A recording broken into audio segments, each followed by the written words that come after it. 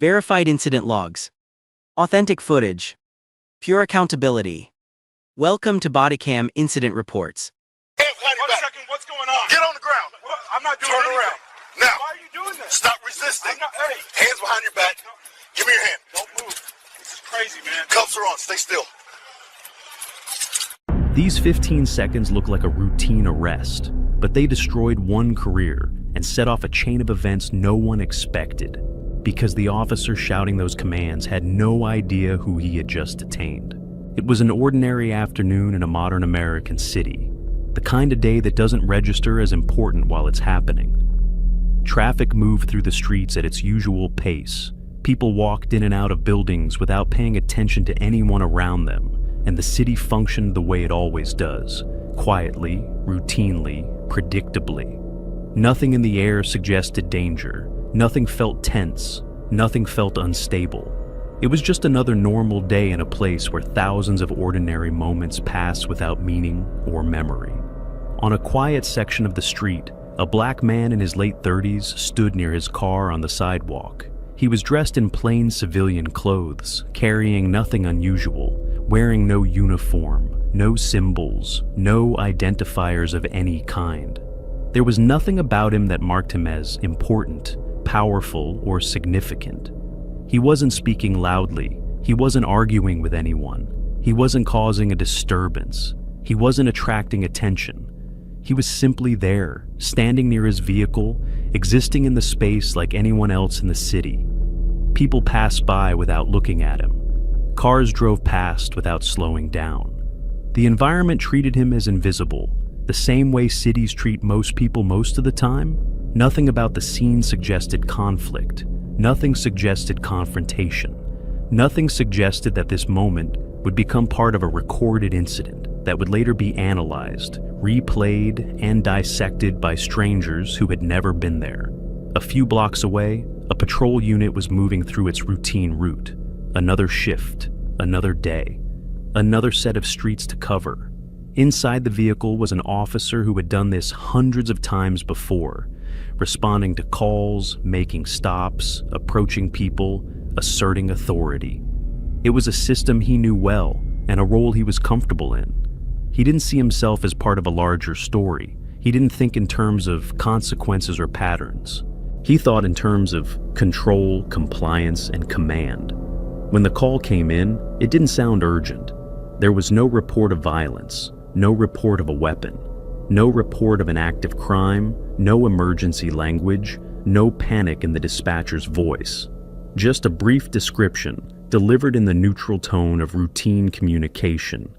Suspicious male near a vehicle. That was all. No explanation, no context, no details. Just one word that carried enough weight on its own. Suspicious. It wasn't a description of behavior. It wasn't a description of danger. It wasn't a description of a crime. It wasn't evidence of anything specific, but it was enough to trigger a response, enough to justify intervention, enough to initiate contact, enough to turn an ordinary moment into a police encounter. The officer didn't ask follow-up questions. He didn't request clarification. He didn't ask what the man was doing, how long he had been there, or whether anyone had been threatened. He didn't slow the process down. He didn't consider alternative explanations. He accepted the framing of the call as sufficient. By the time he turned toward the location, the narrative had already formed in his mind. Not from evidence, not from facts, not from observation, but from assumption. Someone was out of place. Someone didn't belong. Someone needed to be confronted. The man standing next to his car had no way of knowing any of this. He didn't hear the radio call. He didn't hear the description. He didn't hear the word suspicious. He didn't know that a patrol unit had already decided to engage him. He didn't know that his ordinary day had already been reframed into something else. He was still just standing there, unaware that a routine moment in an ordinary city was about to become the beginning of a story that would reshape multiple lives, not because of what he did, but because of how he was seen. The patrol car turned onto the street without urgency, its presence blending into the normal rhythm of the city. There were no sirens, No dramatic arrival, no visible panic. Just a police vehicle slowing as it approached the man standing near his car.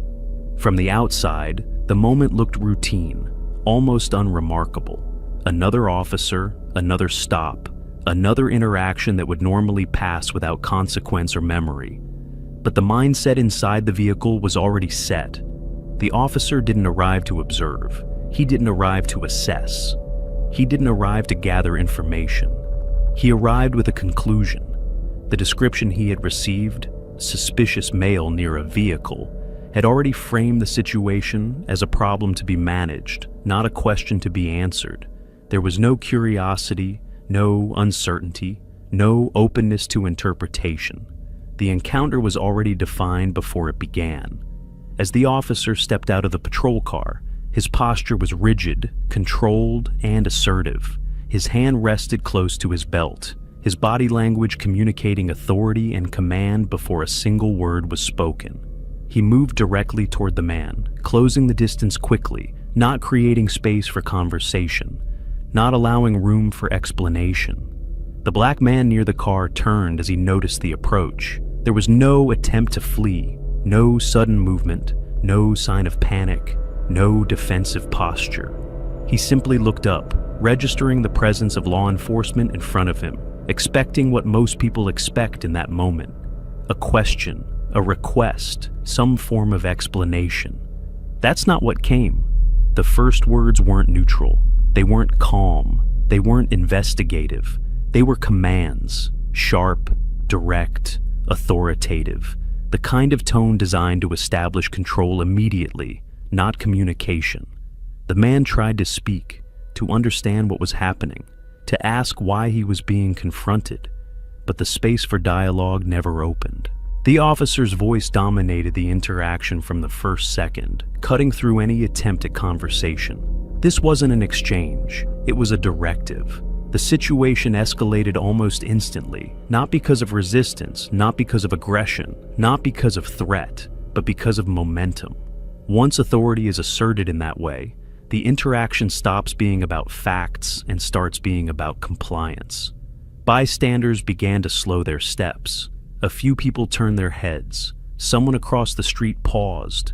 Nothing dramatic yet, just the subtle shift that happens when public space senses tension. The man's confusion became visible, not fear, not anger, confusion.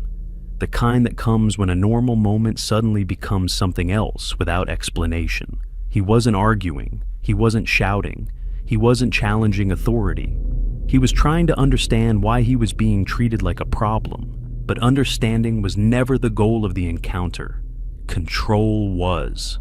As the officer closed the distance, the interaction lost its last trace of neutrality. Physical proximity replaced conversation. Commands replaced questions. Movement replaced dialogue. The camera captured the shift, the tightening space, the sudden instability, the loss of framing, the body cam shaking as the encounter turned physical. Hands entered the frame, the horizon tilted, the sidewalk filled the camera view. The soundscape changed. Breathing became louder, voices overlapped, the radio crackled, footsteps hit the pavement in rapid rhythm. What had started as a routine contact became a detention in seconds. Not because of a crime, not because of evidence, not because of a threat, but because once the encounter moved past conversation, there was no path back to neutrality. In public view, in open daylight, in the middle of an ordinary city street, the man was forced into a position of compliance while people around him tried to understand what they were witnessing. Some slowed down, some stopped, some reached for their phones, others just watched, unsure whether what they were seeing was normal procedure or something else entirely. From the outside, it looked like authority being exercised. From the inside, it felt like control being imposed. And the moment the handcuffs came into play, the encounter crossed a line that would define everything that followed. Because from that point forward, the narrative would no longer be about what happened before the officer arrived. It would be about what happened next. By the time the handcuffs were applied, The encounter had stopped being a private interaction between two people and had become a public event. The sidewalk was no longer just a piece of city infrastructure. It had turned into a stage. The street was no longer just a street. It had become an audience space. What was happening was no longer contained. It was visible, exposed, and unfolding in front of strangers who had no context, no background, and no explanation for what they were witnessing. The man was on the ground now, restrained, confused, and surrounded by authority he did not understand. His face showed disbelief more than fear, shock more than anger. This wasn't the expression of someone who expected conflict. It was the expression of someone trying to process how an ordinary moment had transformed into a public detention in a matter of seconds. The body cam captured everything: the unstable framing, the shifting angles, the flashes of light, the chaotic movement. Knees on concrete, asphalt filling the frame, the distorted perspective of a camera too close to the ground, the sound of breathing growing heavier, voices overlapping, radio chatter bleeding into shouted commands, the metallic click of handcuffs cutting through the noise. Around them, the city slowed. People stopped walking, cars slowed down, heads turned, eyes fixed on the scene. Some bystanders stood at a distance, unsure whether to intervene or stay silent. Others instinctively reached for their phones, not out of heroism, not out of activism, but out of a basic human reaction to something that feels wrong and unresolved. The kind of moment people record because they don't trust their memory to be enough. There were voices from the crowd now, not loud, not aggressive, not confrontational, just confused. Questions without answers, concern without authority, witnesses without power. What's happening? Why is he on the ground? What did he do? No one could answer them. The officer didn't address the crowd. He didn't explain the situation. He didn't provide context. He didn't justify the detention. The scene operated on a single principle: control, not clarity. Every movement reinforced it. Every command reinforced it. Every physical action reinforced it.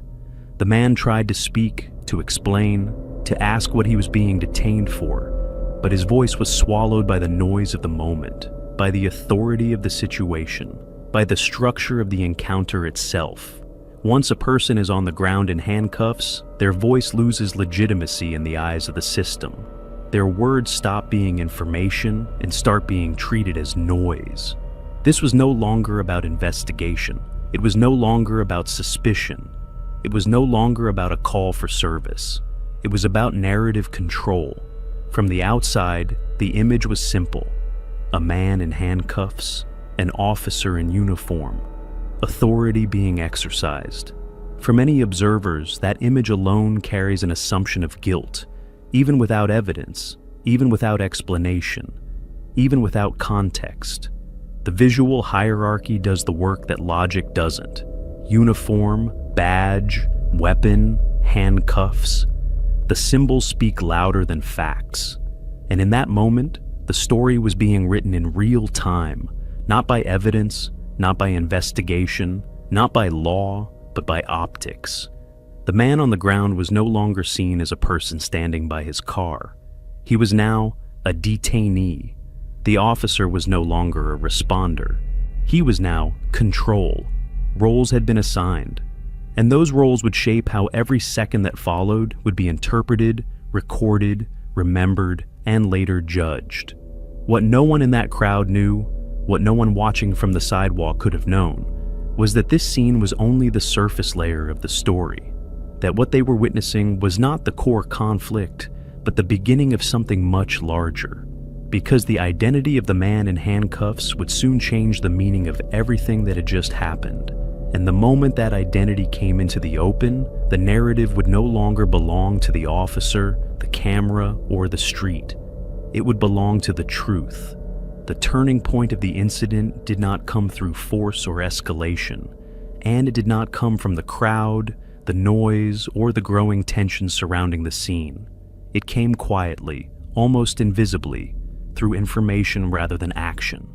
In the middle of the confusion, with voices overlapping and movement still unsettled, the man in handcuffs began to speak in a calm, controlled tone that stood in sharp contrast to the chaos around him. He did not shout. He did not threaten. He did not posture. He did not attempt to dominate the situation. Instead, he identified himself in the simplest possible way, explaining that he had served in law enforcement, that he had worn the uniform, and that he had operated inside the same system that was now restraining him. He did not frame it as leverage, and he did not present it as a challenge. He stated it as fact, plainly and without emotion, as someone who understood the weight of the words without needing to dramatize them. The effect of that revelation was not loud, but it was immediate. The atmosphere of the encounter shifted, not in a way that the crowd could easily perceive, but in a way that altered the internal structure of the interaction itself. In systems built on hierarchy and control, authority depends on asymmetry. On one side, possessing knowledge, power, and procedural command, and the other side being positioned as uninformed, subordinate, and dependent. The moment that asymmetry collapses, the logic of control begins to fracture. The officer hesitated. It was not a dramatic pause, and it was not a visible breakdown of authority, but it was a disruption in rhythm, a subtle change in posture, a slight slowing of movement, a recalibration of distance. The automatic certainty that had defined the encounter from the first moment of contact was no longer absolute. The situation had entered unfamiliar territory.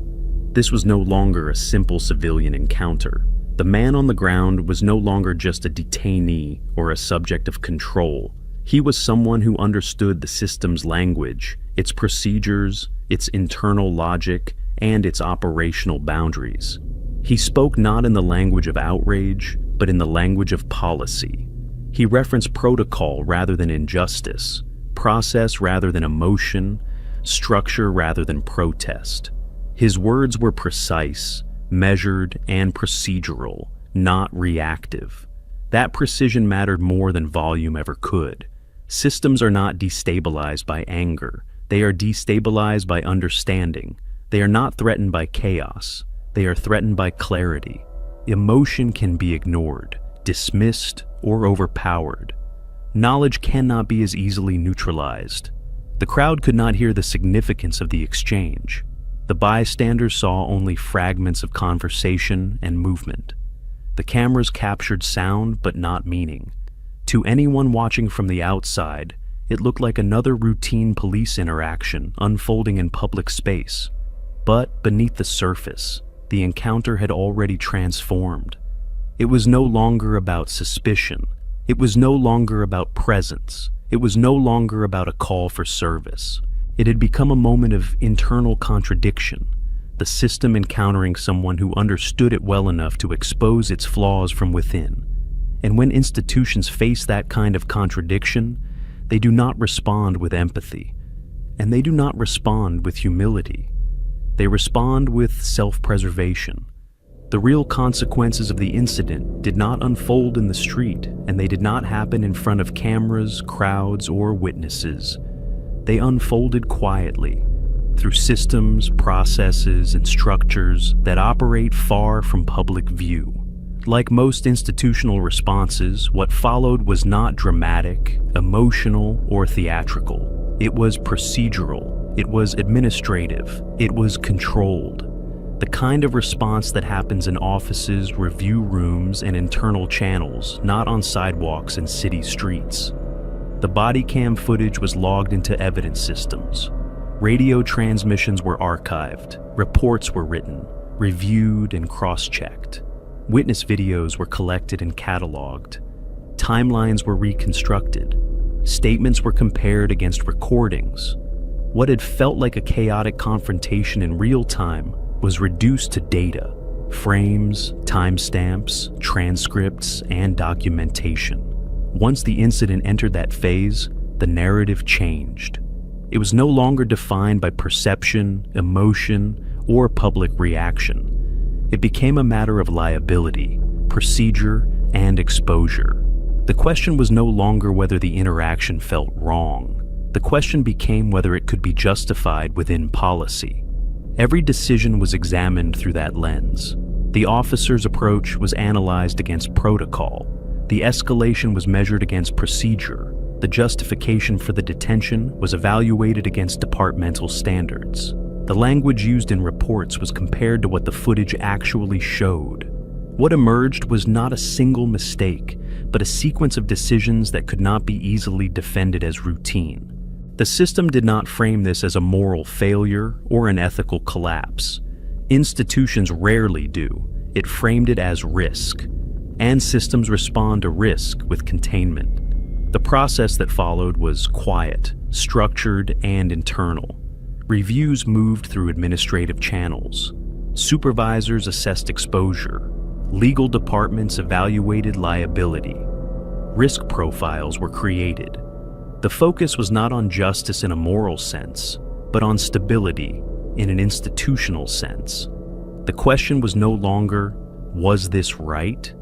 The question became, can this officer remain in the system without creating future risk? Because institutions do not operate primarily on morality. They operate on functionality.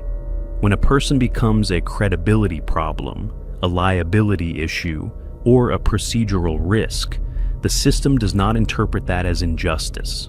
It interprets it as dysfunction.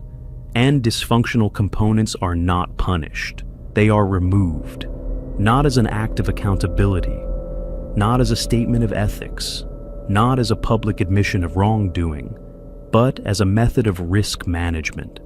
The consequences did not come with spectacle. They came with silence, with paperwork, with internal decisions that never reach the public in full detail.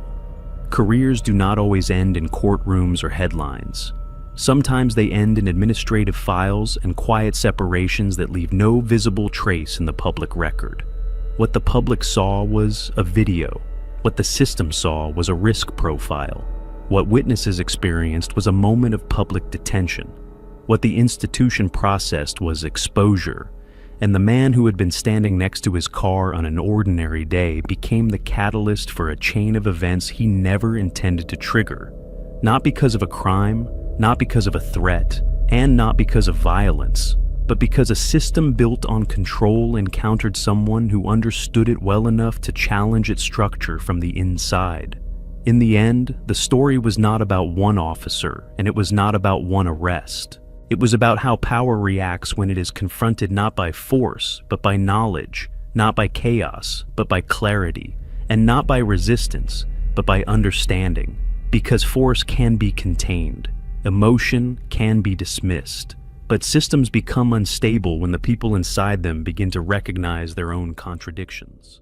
The incident review concludes here. To support continued transparency, kindly like and subscribe. We appreciate you watching Bodycam Incident Reports.